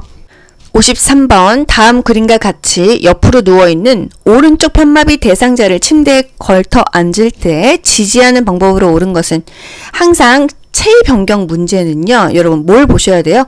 요양보호사가 어디를 지지하냐, 대상자는 자기의 건강한 쪽을 활용하냐 이것만 보시면 됩니다. 오른쪽 편마비예요. 그럼 건강한 쪽은 어느 쪽이죠? 왼쪽이 건강한 쪽입니다. 그럼 대상자가 건강한 쪽을 활용하는 그림 먼저 볼까요? 왼쪽으로 짚는 그림 뭐가 있어요? 왼쪽으로 짚고 있죠. 왼쪽으로 짚고 있죠. 요거 안 짚고 있죠. 요것도 짚고 있네요. 요거 안 짚고 있죠. 그러면 일단 1번, 2번, 3번으로 답이 추려지죠. 요양보호사는 어느 쪽을 지지하냐? 상체 하나, 하체 하나 지지한다. 그거를 찾으셔야 됩니다. 여기는 허리와 팔, 둘 다 상체죠. 여기는요? 어깨와 팔, 둘 다 상체죠. 요거는 어깨와 대퇴부, 넙다리. 그렇기 때문에 상체, 하체 두 군데를 지지한다. 요렇게 답을 맞추시면 되겠습니다. 54번 다음 그림과 같이 휠체어에 앉아있는 편마비 대상자를 자동차에 태우는 순서. 자동차에 태울 때 어떻게 할까요? 일단 휠체어를 자동차 평행하게 놓는다. 다리를 한쪽씩 올려 시트 깊숙이 앉게 한다. 자동차 시트에 엉덩이부터 앉힌다. 마비층 무릎을 지지해주며 일으킨다. 양쪽 발이 바닥을 지지할 수 있도록 내려놓는다. 여러분 이런 거 어려워하시죠? 그럼 제일 먼저 하는 게 뭘까요? 일단은 휠체어를 자동차 근처에 놔야 되죠. 평행하게 놓는다. 요게 맨 먼저 아니겠어요? 발을 지지시키고 엉덩이 앉히고 한 다리 한 다리 가는 거 아니겠어요? 그쵸? 양쪽 발이 바닥을 지지할 수 있도록 내려놓는다. 요게 두 번째가 아닐까요? 그리고 나서 마비층 무릎을 지지해주면서 일으킨다와 엉덩이부터 앉힌다. 지지해주면서 일으키고 앉히는 거죠. 그죠? 일으키고 앉힌다. 그리고 시트에 깊숙하게 앉게 한다. 이런 거 순서 모르더라도요. 일단 휠체어를 놓는다. 이게 첫 번째라는 거는 알겠어요. 그쵸? 가가 첫 번째다. 가가 다 첫 번째네. 잠금장치 잠그겠죠. 그리고 발바닥 지지할 수 있도록 내려놓겠죠. 맨 마지막에는 깊숙이 앉힌다. 나가 맨 마지막이라는 거는 알 수가 있어요. 이 중에서 맨 마지막이 나은 거는 1번밖에 더 있습니까? 이렇게 맞추셔도 됩니다. 첫 번째 거랑 끝에 것만 맞추고 이렇게 찍으셔도 괜찮아요. 휠체어를 자동차 비스듬히 놓고요. 휠체어의 잠금 장치를 고정하는 게 먼저입니다. 여기에서는 잠금 장치가 나오지 않았지만요. 그죠? 아시겠죠? 그리고 두 발이 지지면에 닿게 내려놓고 엉덩이 먼저 앉히고 한 다리 앉힌다. 그리고 깊숙하게 편하게 앉힌다 이거예요. 55번 외상은 없으나 왼쪽 발목을 접질린 대상자를 부축하여 이송하는 방법. 1번 양쪽 발목을 부목으로 고정하여 이송한다. 2번 척추 고정판을 대상자의 왼쪽으로 넣어 이송한다. 3번 얼음이 담긴 양동이에 왼쪽 발을 넣은 채로 이송한다. 4번 대상자의 왼쪽 팔로 요양보호사의 허리를 감싸게 하여 이송한다. 5번 대상자의 오른쪽에 밀착하여 대상자의 움직임을 최소화하며 이송한다. 어렵죠? 왼쪽이 다쳤어요. 그러면 대상자의 오른쪽에 밀착해서 이송하는 게 맞겠습니다. 이송할 때는요. 대상자의 손상되지 않은 쪽, 여기가 지금 왼쪽이 손상됐죠? 손상되지 않은 쪽, 건강한 쪽이 오른쪽이죠? 이쪽을 요양보호사의 어깨에 걸치게 하고서는 손목 잡고 이송하는 거예요. 아픈 쪽이 있으니까 건강한 쪽으로 부축을 합니다. 보통은요, 뭔가 편마비 환자일 때는 우리가 항상 불편한 쪽을 지탱하고 건강한 쪽은 본인이 스스로 활용하도록 했죠. 이렇게 갑자기 응급 상황에서 외상을 입었을 때는요, 이 다친 쪽을 우리가 지지할 수가 없습니다. 그래서 건강한 쪽을 밀착을 해가지고 이송을 한다. 이렇게 반대다 기억하시면 되겠어요. 56번 다음 그림과 같은 침대를 안전하게 사용하는 방법으로 옳은 것은 1번 한쪽 침대 난간은 내려둔다. 2번 이송 시 침대 난간을 잡고 이동하게 한다. 3번 침대 바퀴의 볼트를 느슨하게 놓는다. 4번 프랭크 손잡이의 주변 공간을 확보해 둔다. 프랭크 손잡이. 5번 부착된 식탁을 누워있는 대상자의 위쪽에 펴둔다. 정답이요. 4번입니다. 이게 크랭크 손잡이에요. 수동으로 돌리면은요, 이 상체가 올라가고 내려가고가 하는 거죠. 난간을 내려준다. 항상 침상 난간은 올려줘야 돼요. 침상 난간을 이렇게 올려줘야 대상자가 굴러떨어지지 않는다는 거. 이송 시 침대 난간을 잡고 이동하게 하지는 않죠. 난간은요, 위아래로 떨어질 수 있기 때문에 불안정합니다. 항상 이 틀이 더 안전합니다. 침대 바퀴에 볼트를 느슨하게 놓으면 어떻게 해야 돼요? 볼트 꽉 조여줘야겠죠? 크랭크 손잡이의 주변 공간을 확보해준다. 이걸 이렇게 감아야 되는데 이 침대 다리 쪽에 있습니다. 사용하지 않을 때는요. 이게 이렇게 안으로 들어가는 게 더 좋아요. 왔다 갔다 하다가 여기에 걸려서 다치거든요. 그래서 크랭크 손잡이 주변에 공간이 있어야 됩니다. 부착된 식탁을 누워있는 대상자의 위쪽에 펴둔다. 누워있을 때는 식탁은 없애고요. 밥 먹을 때만 펴니다. 57번 대상자의 감염 예방을 위한 흡입 물품 관리로 옳은 것은 흡입병은 1일 3회 이상 멸균 소독한다. 흡입병에 담긴 분비물은 세면대에 버린다. 고무로 된 카테터는 씻어서 햇볕에 말린다. 카테터는 알코올로 30분 이상 끓여서 소독한다. 사용한 카테터는 분비물이 빠지도록 물에 담가 놓는다. 정답 5번이죠. 카테터가 뭐예요? 이렇게 흡인하는 관입니다. 이 사이사이에 이 막 가래라든지 이 분비물이 껴있을 거 아니에요? 항상 물에 담가 놓습니다. 흡인병은요, 1일 3회 이상 멸균 소독이 아니라 1회 이상 깨끗이 닦는다. 이게 2번이 될 수도 있고 이상이니까 2번, 3번이 될 수는 있지만 한 번은 그냥 닦아라 이거예요. 흡인병에 담긴 분비물은 세면대에 버리면 되겠습니까? 변기에 버리는 게 낫겠죠. 고무로 된 카테터는 씻어서 햇빛에 말린다. 그늘에 말립니다. 그늘에 말려요. 햇볕에다 놓으면 고무라서 변색되고 갈라지기 때문이죠. 카테터는 알코올로 30분 이상 끓여서 소독한다. 15분 이상 물에 끓이는 건 맞아요. 알코올을 끓이면 다 휘발됩니다. 소용이 없어요. 58번 실내에서 화재가 발생했을 때 소화기 사용하는 순서로 옳은 것은 이게 35회 국가고시에도 나왔었는데 39회도 나옵니다. 그래서 한 4번 만에 나왔다. 그래서 국가고시는 그 문제 은행이라는 게 있어요. 그래서 문제가 돌고 돈다는 것입니다. 뭐가 순서예요? 안전핀을 뽑는 게 첫 번째예요. 그죠? 그리고 노즐을 잡고 불 쪽으로 향합니다. 그리고 나서 움켜쥐고 쏘는 거예요. 쏘는 게 맨 마지막인 건 아시겠죠? 그러면 다가 맨 끝입니다. 안전핀 뽑는 게 첫 번째야. 그러면 라가 첫 번째예요. 요렇게만 해도 답이 3번이 나오더라는 거예요. 59번 전기사고를 예방하는 방법으로 옳은 것은 벗겨진 전기 코드는 청테이프로 감아 사용한다. 하나의 콘센트에 여러 개의 전기 코드를 연결한다. 샤워장에 있는 콘센트에는 보호용 커버를 씌워 놓는다.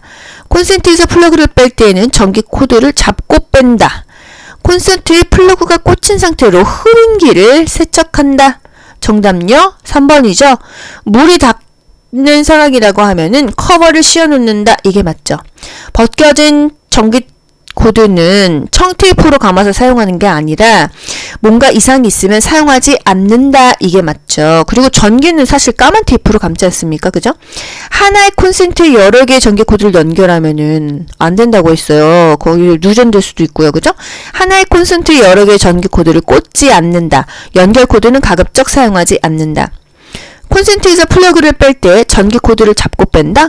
플러그를 꼭 잡고 똑바로 빼는 거지 전기줄을 잡고 빼는 게 아니라는 거. 콘센트에 플러그가 꽂힌 상태로 흡인기를 제거한다. 항상 꽂힌 상태로 제거하지 않겠죠. 플러그 빼고 제거하는 게 낫겠죠. 습기가 있는 곳에 가급적 전기기구를 사용하지 않는다. 욕조나 샤워장 등의 콘센트에 보호용 커버를 씌운다. 물이 닿을 수 있으니까요. 60번 삼킴 장애가 있는 대상자의 식사를 돕는 방법으로 옳은 것은 뭔가 삼키지 못하는 거예요. 어떻게 해야 될까요? 익힌 채소보다 신선한 생채소를 먹게 한다. 밥은 물에 말아서 제공한다. 식사 중 대화를 유도하면서 속도를 조절한다. 요구르트는 떠먹는 형태보다 마시는 형태로 제공한다. 한 번에 조금씩 떠먹이고 여러 번에 걸쳐 삼키게 한다. 이게 가장 적합하지 않습니까? 그죠? 삼킴 장애가 있어요. 연하곤란이죠. 항상 익힌 채소가 좋다. 음식을 부드럽게 조리해서 먹게 하는 게 좋죠. 또 푹 끓이거나 다지거나 믹서에 갈아서 제공하는 게 낫다. 밥은 물에 말아서 제공하는 게 아니죠. 국이나 물에 말아 먹지 않는다. 더 안 들어간다. 유제품류는요. 떠먹는 게 더 낫다는 거예요. 떠먹는 요플레가 낫다. 뭐 마시는 불가리스보다 떠먹는 요플레가 낫다 이거예요.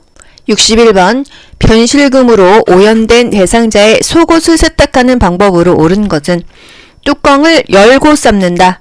본 세탁 전에 애벌 빨래를 한다. 오염된 부위는 아세톤으로 세탁한다. 얼룩을 제거하고 표백제에 오래 담가둔다. 붕산수에 담갔다가 여러 번 헹구어 건조한다. 여러분 이렇게 동그라미 X 하면서 문제 풀어보세요. 정답은요. 본세탁 전에 애벌 빨래를 한다. 좀 가려졌네요. 죄송합니다. 뚜껑을 열고 삶는 게 아니고요. 뚜껑은 덮고 삶아요. 이유가 뭐예요? 옷감이 상하기 때문이에요.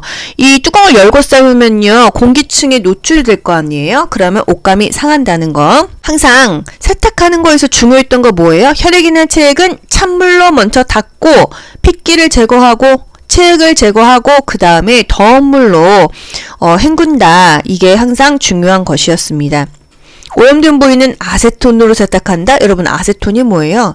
이 손톱 매니큐어 닦아내는 거 아니에요. 이걸로 세탁을 어떻게 해요, 그쵸? 얼룩을 제거하고 표백지에 오래 담가둔다. 표백지에 오래 담가두면은 색깔이 다 빠지죠. 찌든 때 오염 부분에 가루세제나 뭐 얼룩 제거제를 묻혀서 살살 비벼준다. 이런 것들은 다 적합한 답이 되겠습니다.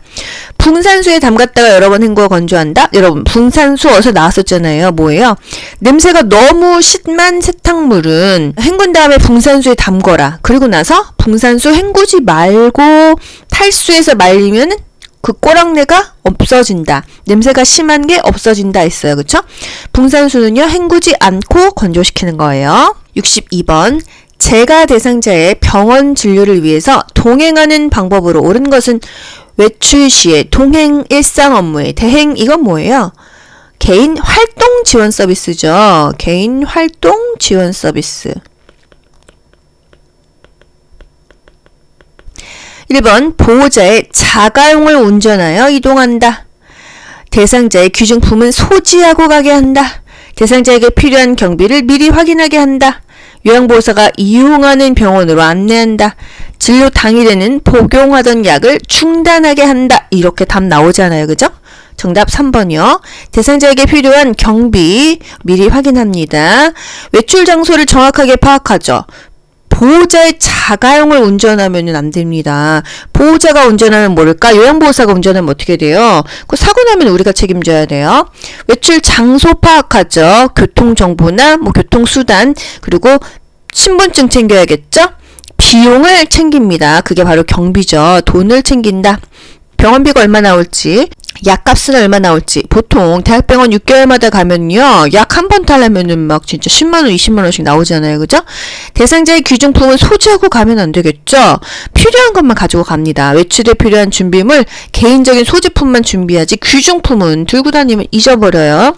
요양보호사가 이용하는 병원으로 가는 게 아니라 대상자가 항상 다니는 병원이 있잖아요. 동네 병원은 여기, 또 대학병원은 서울대병원, 이런 식으로 다니는 병원, 대상자가 항상 다니는 병원, 대상자의 건강 상태, 대상자의 복약 상태 항상 이렇게 보호자에게 확인하거나 대상자에게 확인하는데, 대상자가 정신이 없을 수 있고 치매일 수 있잖아요. 보호자에게 확인하는 게 더 정확하다는 거. 진료 당일에는 복용하던 약을 중단하게 한다.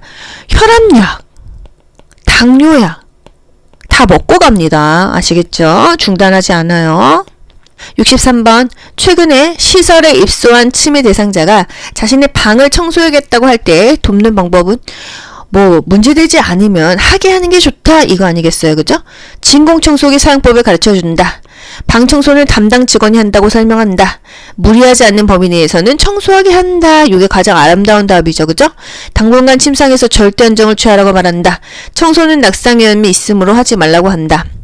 항상 대상자에게 남아있는 기능을 최대한 살리는 게 치매 대상자에게 특히나 중요하다고 했습니다. 습관적으로 해오던 일은 할 수 있잖아요. 그래서 무리하지 않는 범위 내에서 청소하게 한다. 괜찮아요. 노인은 침상에서 3일에서 3주만 움직이지 않고 누워있어도 나중에 걷지 못하게 된다고 합니다. 우리 교주에 이 얘기가 있어요. 그래서 아주 사소한 거라도 본인이 할 수 있는 것은 하게 해서 잔존 기능을 유지시켜야 됩니다. 다쳤어요. 골절 입으면 어떻게 돼요? 골절은요, 최소 4에서 6주 정도는 움직이지 않아야 뼈가 붙어요. 그래서 노인들이 골절 입게 돼서 이렇게 3일에서 3주만 움직이지 않아도 못 걷게 되는데, 한 달씩 또는 2달씩 누워있게 되면 그 다음에는 걷기가 힘들어집니다. 그래서 항상 낙상을 주의해라. 이게 그렇게 중요한 거예요. 현실에서 너무 중요하니까 국가고시에서도 많이 나오잖아요. 그죠? 다치게 되면은 누워있게 되죠. 못 움직이게 되죠. 그러면 그 다음에는 정상적으로 회복되기가 너무 어렵다는 거예요. 다치기 전으로 회복되기가 너무 어렵다. 그래서 낙상 너무 조심해라. 다치지 않게 조심해라. 64번.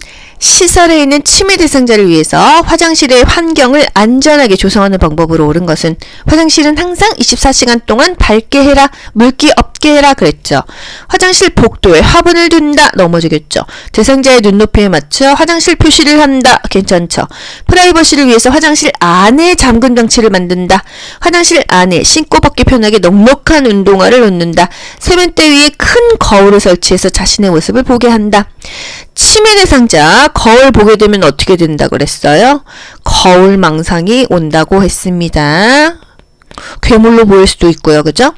화장실 복도에 뭔가 바닥에 놓으면 넘어집니다. 걸려 넘어져요. 프라이버시를 위해서 화장실 안에 잠금 장치를 만들지 않죠. 치매 대상자는요, 본인이 밖으로 나올 때 문 여는 방법도 잊어버려서 모르는 경우가 있기 때문에 안에서 잠그면 열 수가 없어요.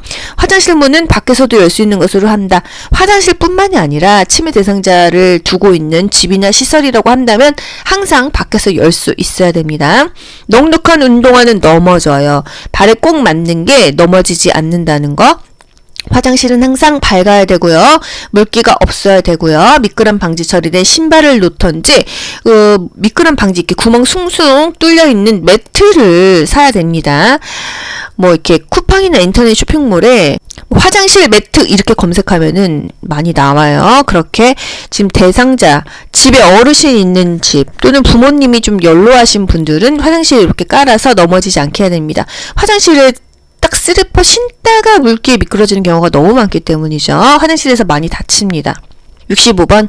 방금 식사한 것을 잊어버리고 계속 음식을 요구하는 치매 대상자를 돕는 방법으로 옳은 것은 요구할 때마다 음식을 제공한다. 먹고 난 식기를 보이는 곳에 그대로 둔다. 음식을 큰 그릇에 담아 한 번에 많이 준다. 치매 증상이므로 개의치 않고 용물을 본다. 함께 식사한 다른 대상자로부터 확인을 받게 한다. 먹고 난 식기 그대로 두죠. 조금 전에 드셨는데요. 이렇게 말해주는 거죠. 그리고 달력에 동그라미 치면서 표시하기도 하고요. 지금 준비하고 있으니까 조금만 기다려주세요. 이런 방법도 있다. 이게 세 가지밖에 없다는 거예요. 그죠? 요구할 때마다 음식을 제공하면은 큰일 나죠. 그죠? 음식을 큰 그릇에 담아서 한 번에 많이 주는 게 아니라 오히려 작은 그릇에 담아서 양은 똑같지만 횟수를 여러 번 준다. 이게 맞는 답이에요. 66번. 낮에 집안에 여기저기를 기웃거리며 배회하고 있는 치매 대상자를 돕는 방법. 보통은 밤에 배회를 하는데 낮에 이러고 있대요. 어떻게 해야 될까요? 창문을 활짝 열어둔다. 라디오를 크게 틀어놓는다. 커튼을 새 것으로 바꾸어준다. 복잡한 일거리를 제공해준다. 먹고 싶은 것이 있는지 확인한다. 약간 생뚱맞지만 먹고 싶은 것이 있는지 또는 화장실을 가고 싶은지 확인합니다. 신체적인 욕구를 우선 처리해 주는 게 가장 중요하다는 거. 배가 고픈 걸 수도 있고요. 뭔가 먹고 싶을 수도 있고 화장실에 가고 싶을 수도 있고 어디가 불편할 수도 있거든요. 그죠? 위험한 물건 치운다. 환각을 일으킬 수 있는 옷가지는 치운다. 단순한 일거리를 제공해 줍니다. 관심을 다른 곳으로 돌린다. 함께 있어준다. 좋아하는 일을 하게 해준다. 이렇게 합니다. 뭔가 배회할 때 나갈 수 있게 하면은 실종됩니다. 라디오는 작게 트는 게 낫겠죠? 커튼을 새 것으로 바꿔준다? 뭔가 익숙한 환경이 좋은데 새로운 것으로 바꾸면 더 불안해합니다. 67번. 치매 대상자가 아무도 없는 창밖을 보면서 우리 아들 왔네. 엄마가 금방 나갈게. 이렇게 얘기를 했습니다. 가슴 아프네요. 그죠? 이게 뭐예요? 환각을 보는 거죠. 뭐라고 대답해 주면 좋을까요? 밖에는 아무도 없어요. 이렇게 커튼을 쳐요. 아들이 보고 싶군요. 라며 손을 잡아준다. 밖에 사람 있는지 눈 크게 뜨고 보세요. 라고 말한다. 기력이 없으셔서 헛것이 보이는 거예요. 라며 간식을 준다. 아들은 지금 회사에서 일하고 있어요. 라며 하던 일을 계속한다. 뭐예요? 함께 있어줘야겠죠? 아들이 보고 싶으시군요. 손을 잡아준다. 일단 환각을 봅니다. 대상자의 감정을 이해하고 수용해야 돼요. 밖에 아들이 어딨어요? 이렇게 부정하거나 다투면 안 되겠습니다. 68번. 다음 상황에서 요양보호사가 적절하게 반응한 것은 대상자가 이랬어요. 어제 우리 딸이 용돈을 주고 갔는데 누가 훔쳐갔는지 아무리 찾아도 없어. 정답 뭐예요? 함께 찾아볼까요? 이거잖아요. 그죠 여러분? 보지 않아도 이런 거는 답을 딱 맞추셔야 됩니다. 같이 찾아봐요. 이게 답이에요. 딸이 준 용돈이 얼마예요? 제가 잘 보관해놨어요. 거짓말하면 안 되죠. 지난번에도 그러시더니 또 그러시네요. 마음은 이렇죠. 하지만 이러면 안 된다. 대상자를 설득하거나 부정하면 안 돼요. 함께 찾아볼까요? 이렇게 하는 게 좋고요. 조그만 손수건 같은 거로 계속 반복적으로 잊어버렸다고 한다면은 똑같은 물건을 사두었다가 여기 있네요. 이런 방법도 있다는 거예요. 69번. 시설 치매 대상자가 자신의 집으로 가겠다며 소란을 피울 때 요양보호사가 어떻게 해야 될까요? 시설이에요. 요양원에 있어요. 나 집에 가겠다 이런 대상자가 한둘이겠습니까? 그쵸? 혼자 사는 집에 못 가시잖아요. 저기 앉아서 텔레비전 보세요. 집에 가도 이제 아무도 없어요. 어르신 나가시면 제가 혼나요. 아들이 모시러 올 때까지 우리 퍼즐 맞춰요. 소란을 피운다. 파괴적인 행동이에요. 파괴적인 행동은요. 이해하지 못하면은 같은 말로 반복해 줍니다. 왜 그러세요? 이렇게 왜 그랬는지 상기하지 않죠? 부정적인 감정이 다시 한번 곱씹어지기 때문이에요. 파괴적인 행동이 나타나면 일단 중지하고 자극을 더 이상 주지 않고 쉬게 해주는 게 좋아요. 그죠? 70번. 기저귀를 차고 있는 치매 대상자가 기저귀 안으로 손을 자주 넣어서 성기에 상처를 낼 때 어떻게 해야 될까요? 손톱을 짧게 깎아준다. 나쁜 방법 아니죠. 부끄러운 행동임을 지적한다. 하의를 벗겨 시원하게 해준다. 상하이가 붙은 옷으로 갈아입힌다. 계속하면 서비스를 중단하겠다고 말한다. 일단 손톱을 짧게 깎아주는 게 좋죠. 상처가 나면 안 되니까요. 그리고 옷이 불편한지 대변이나 소변 보고 싶은지 확인을 해야겠죠. 회음부에 뭔가 문제가 있는지도 확인하면 좋겠습니다. 요로 감염이 생겼을 때는 또 불편할 수가 있기 때문이죠.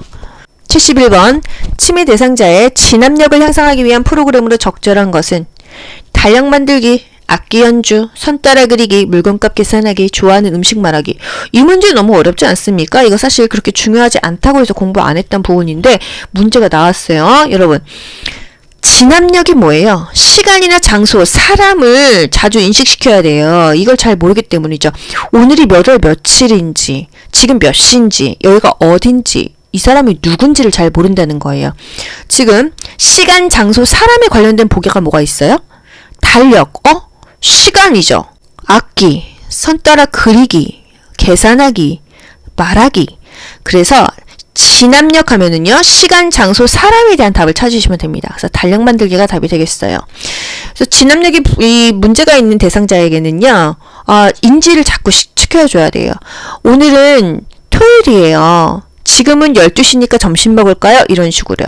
도토리 주우러 가자고 자꾸 합니다. 어떻게 해요? 지금 겨울이니까 도토리는 가을에 주스러 가요. 이렇게 말합니다. 중증 인지기능 장애자, 경증 인지기능 장애자 간단하게 짚어드릴게요. 경증이야. 병이 가볍다는 거죠? 뭔가 더 어려운 걸 할 수 있어요. 과일 가게 가면 어떤 과일이 있을까요? 이렇게 말해봅니다. 여러 가지 단어를 말할 수 있겠죠? 딸기, 사과, 수박, 복숭아 이렇게 말할 수 있겠죠. 이거는 뭔가 좀 건강한 사람들, 덜 아픈 사람들이 가능하다는 거예요. 경증 인지기능 장애자. 똑같이 그리기, 선 따라 그리기. 요거는 다 겹칩니다. 하지만 똑같이 그리기, 굉장히 어려운 걸 똑같이 그리고 똑같이 선 따라 그리기, 어려운 걸 그리는데 중증인 경우는 많이 아픈 사람이죠. 쉬운 거밖에 따라할 수가 없어요. 악기 연주하기, 기타 치고 피아노 치는 그런 어려운 거 아닙니다. 탬버린 그냥 손으로 흔드는 거, 이게 가능하다. 선 따라 그리기 똑같이 그리기 가능한데 이렇게 동그라미, 세모 이렇게 쉬운 것만 가능하다는 거예요. 아시겠죠? 그래서 악기 연주하기, 악기를 어떻게 연주해? 중증입니다. 그냥 탬버린을 생각하시면 되겠어요. 72번 대상자의 말을 경청하며 의사소통을 방해하는 태도는 나쁜 태도는 물어본 거예요. 나쁜 거를 골라야 되겠죠. 듣고 싶지 않은 말을 걸러낸다. 이거 나쁜 태도 아닙니까? 그쵸? 단어 이외의 표정에도 신경 쓴다. 이거 좋은 거죠. 의견이 다르더라도 일단 수용한다. 이거 좋죠. 논쟁 시 대상자의 주장을 먼저 들어준다. 이거 좋죠. 대상자가 말하는 의미를 이해하려고 노력한다. 좋아요. 그런데 방해하는 태도는 해놓고 이거 맞지 하고 이렇게 답을 찾으시면 됩니까? 나쁜 거를 고르시는 거예요. 아시겠죠? 듣고 싶지 않은 말을 걸러내면 안 되겠죠. 상대방이 말하는 의미를 잘 파악하고 이해해줘야겠습니다. 이게 바로 경청이에요. 경청의 방법, 말하는 순서를 기다린다. 의견이 다르더라도 일단은 수용한다. 오감을 동원해서 적극적으로 듣는다. 상대방이 하는 말의 의미를 이해한다. 표정을 관찰하면서 듣는다. 경청하고 있다는 것을 표현한다. 약간의 리액션을 해주는 거겠죠. 경청을 방해하는 것, 미리 대답을 준비한다. 충분히 듣지 않은 상태에서 조언한다는 거예요. 73번 제가 대상자가 식사를 한 후 다음과 같이 말할 때 요양보호사의 공감적인 반응. 대상자가 그랬어요. 지난번 요양보호사 반찬은 내 입에 딱 맞았는데. 요양보호사 사실 기분은 나쁘겠죠? 뭐라고 해야 돼요? 지난번 요양보호사 반찬이 입맛에 맞으셨구나. 저도 좀 잘 만들어 볼게요. 이게 답입니다. 아시겠죠? 그렇게 말씀하시니 기분 나빠요. 그럼 그 요양보호사를 바꿔드릴게요. 이젠 제가 담당이니 그런 말씀하지 마세요. 이전 요양보호사가 손맛이 있었나봐요. 저도 노력할게요. 너무 좋지 않습니까? 다른 어르신은 제가 만든 반찬이 맛있다고 하시던데요. 뭔가 강요하지 않죠. 공감은요. 그 사람이 말한 거 그대로 그냥 맞장구 쳐주면 됩니다. 지난번 요양보호사 반찬이 입맛에 맞으셨구나. 저도 좀 해볼게요. 이렇게요. 공감은요. 상대방의 관점에서 이해하고 감정을 느끼고 자신이 느낀 바를 전달합니다. 상대방의 말에 충분히 귀를 기울이고 그 말을 자신의 말로 요약해서 다시 반복해 주는 거예요. 반영이라고 하죠. 의사소통의 방법인데요. 이 상대가 한 말 그대로 요 표현을 써가지고 반복해 주는 거 괜찮아요. 또 문제의 상황에서 대화를 지속시키고 문제를 지닌 당사자가 스스로 해결책을 찾아 나가도록 하는데 효과적이다. 입맛에 맞으셨구나. 저도 좀 잘해야 될 텐데요. 이렇게 하면은 그래요. 요양보호사님도 좀 맛있게 해주세요. 또는 요양보호사님도 그렇게 나쁘진 않아요. 결국은 스스로 해결책을 찾아간다. 74번 대상자가 며느리 험담을 늘어놓을 때 요양보호사의 대처법. 항상 중립을 지켜야 되죠. 다른 주제로 바꾸어 말한다. 가족에 대한 험담은 점잖지 않다고 말한다. 며느리 잘못을 아들에게 전달한다고 말한다. 맞장구를 치며 대상자의 스트레스를 풀어준다. 옳고 그름을 판단하지 않으면서 이야기를 들어준다. 그냥 공감만 하시면 됩니다. 아, 그러셨구나. 이렇게요. 가족의 태도와 행동은 판단하지 말고 중립적인 자세를 취한다. 75번. 시각장애가 있는 대상자와의 의사소통을 하는 방법으로 옳은 것은 눈이 안 보이죠. 얼굴 표정을 사용하며 대해야 한다. 어차피 안 보입니다. 지시대명사 이거저거 대상자와 반걸음 떨어진 뒤에서 이야기한다. 요양보호사 중심으로 설명한다. 신체 접촉을 하기 전에 먼저 말을 건넨다. 요게 정답이죠. 얼굴 표정 사용해도 안 보입니다. 지시대명사 이것저것 이렇게 설명하면은 몰라요. 상월의 위치를 대상자 중심으로 시계 방향으로 설명하는 거예요. 3시 방향, 오른쪽 3시 방향에 휴대폰 있어요. 오른쪽 3시 방향에 물 있습니다. 이렇게 설명해 주는 거예요. 대상자 방걸어 뒤에서 얘기하는 게 아니라 정면에서 이야기를 해줍니다. 정면에서 이야기해 줘야 돼요. 요양보호사 중심으로 얘기하는 게 아니고요. 항상 대상자 중심으로 왼쪽 오른쪽 설명합니다. 뭐 2시 방향, 5시 방향 이렇게요. 신체 접촉하기 전에 말을 먼저 해줘야 돼요. 눈이 안 보이는데 누가 내 몸을 먼저 건드리면 너무 놀라겠죠? 그래서 항상 말을 먼저 건네야 됩니다. 보행을 한다고 하면 요양보호사가 반보 정도 앞으로 나와서 대상자의 팔을 끄는 듯한 자세, 리드하는 자세가 좋지 뒤에서는 무조건 틀린다. 시각장애, 눈이 안 보여 뒤는 무조건 틀린다는 거. 76번. 다음과 같은 방법으로 의사소통해야 하는 대상자는 실물, 그림판, 문자판, 그림판에 동그라미를 치세요. 몸짓, 손짓을 이용하고 대상자의 말하는 속도에 맞춰 이야기한다. 어려운 표현을 사용하지 않고 짧은 문장으로 천천히 이야기한다. 그림판, 짧은 문장, 뭔가 이해가 안 되는 대상자 아니겠어요? 바로 알 수가 있습니다. 이해력, 판단력이 부족한 대상자가 되겠습니다. 항상 그림판 나오면요. 이해력, 판단력 장애다. 이렇게 간단하게 알고 넘어가세요. 77번. 시설에서 응급상황이 발생하여 대처할 때 준수해야 되는 기본 원칙. 연장자의 지시에 따른다. 전문 의약품을 사용하여 처치한다. 긴급을 요하는 대상자 순으로 처치한다. 전문 의료인이 도착할 때까지 미룬다. 뭐를 응급처치를 아니죠. 응급처치를 해도 반응이 없으면 처치를 중단한다. 정답요. 긴급을 요하는 대상자 순으로 처치하면 되겠습니다. 항상 긴급을 요하는 대상자 순으로 처치한다. 응급처치 우선순위에 따라 처치한다. 이런 것이 답이고요. 응급처치 교육을 받은 사람의 지시에 따릅니다. 연장자 뭐 배우지도 않았는데 나이만 많다고 아는 거 아니니까요. 전문의약품을 사용하여 처치한다. 뭐 전문적인 의약품을 사용할 필요는 없다. 응급상황에서는 기본적인 대처만 해도 된다. 전문 의료인이 도착할 때까지 응급처치를 미루면 우리가 CPR, 심폐소생술, 하임리히법 왜 배웁니까?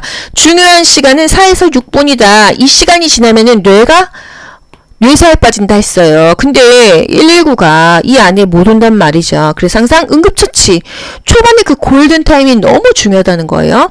응급처치를 해도 반응이 없다고 처치를 중단하면 안 되죠. 그 의료진이 와서 119가 와서 손을 넘길 때까지는 계속 심폐소생술을 하든지 하임리히법을 하든지 끝까지 그 생명을 살려야지 중단하면 안 된다는 거. 전문 의료인에게 인수인계할 때까지 절대로 중단하지 않는다. 78번. 대상자가 넘어져 출혈은 없으나 손목에 통증이 있고 골절이 의심될 때 응급처치 방법은 여러분 골절하면은요 보기 볼 것도 없습니다. 움직이지 않는다. 얼음한다. 또는 부목대준다. 그리고 찬찜질 냉찜질한다. 요게 항상 답이 되겠어요. 그리고 장신구가 있다고 하면은 빼준다. 제거해준다. 왜? 부으면 안 빠지니까. 이거 3개 중에 하나입니다. 1번. 튀어나온 뼈를 압박한다. 손목 부위를 지압해준다. 손목을 반복적으로 털어보게 한다. 움직이면 안 되죠. 손목을 차가운 물수건으로 감싸준다. 의자에 앉히고 팔을 심장 아래로 내려준다. 항상 위로 올려준다. 어떤 경우에는 압박봉대를 감는다. 이게 맞거든요. 근데 여기서는 틀렸어요. 왜? 그거보다 더 정답에 가까운 답이 있기 때문이에요. 항상 보기 5개 중에서 가장 근접한 게 정답입니다. 이렇게 답을 찾으셔야 돼요. 차가운 물수건으로 감싸준다. 괜찮죠? 튀어나온 뼈를 압박한다. 보통은 그 전체를 부목을 대고 고정시킨다. 지압해주면 안 됩니다. 털어보게 하면 움직이는 거잖아요. 움직이지 않게 합니다. 심장 위로 올려서 부종을 방지합니다. 손상 부위는 부목을 이용하여 고정한 후 병원으로 이송한다. 골절 의심된다면 냉찜질을 한다는 거. 79번 심폐소생술 중 가슴을 압박하는 자세 딱 봐도 우리 여러분 뭐예요?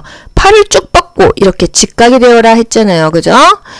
2번이 정답이 되겠습니다. 가슴 중앙 흉골 아래쪽 절반 부위에 두 손을 깍지 끼고 올려놓는다. 깍지 끼죠? 올려놓죠? 그리고 팔꿈치를 쭉 편 상태에서 이 구조자의 어깨와 대상자의 가슴이 수직이 되게 하고 눌러주는 거예요. 양팔의 팔꿈치를 곧게 펴라. 이게 중요하죠? 가슴이 최소 5cm 정도는 들어가야 된다. 체중을 실어서 압박을 합니다. 이 팔 힘으로 하는 게 아니에요. 힘들어요. 체중을 실어서 하셔야 되겠어요. 1분당 100에서 120회 속도로 압박을 합니다. 80번 심폐소생술 할 때 인공호흡하는 방법으로 옳은 것은 인공호흡 어떻게 해요? 10초에 2번 불어 넣어준다 그랬어요. 턱을 아래로 당겨 기도를 개방한다. 털을 위로 올렸죠? 10초마다 한 번씩 숨을 불어넣는다. 10초에 2번이라고 했습니다. 위가 팽창되도록 세게 숨을 불어넣는다. 가슴 압박과 인공호흡의 비율은 15대 2예요. 30대 2죠. 1초에 걸쳐 서서히 가슴이 상승될 정도로 숨을 불어넣는다. 정답이 5번이 되겠습니다. 약간 좀 생소하기는 했어요. 가슴이 상승될 정도로 숨을 불어넣는다. 요거 맞아요. 기도 유지 후 인공호흡 2회를 10초 이내로 실시하는 거예요. 10초마다 한 번씩 숨을 불어넣는 게 아니고요. 30대 2죠. 하나, 둘, 셋, 넷, 다섯, 여섯, 일곱, 여덟, 아홉, 열. 하나, 둘, 셋, 넷, 다섯, 여섯, 일곱, 여덟, 아홉, 열. 하나, 둘, 셋, 넷, 다섯, 여섯, 일곱, 여덟, 아홉, 30 한 다음에 10초 이내에 이렇게 불어주는 겁니다. 가슴이 상승되는지 숨을 불어 넣으면서 한 번씩 확인을 하죠. 턱을 아래로 당기는 게 아니라 위로 들어 올려주죠.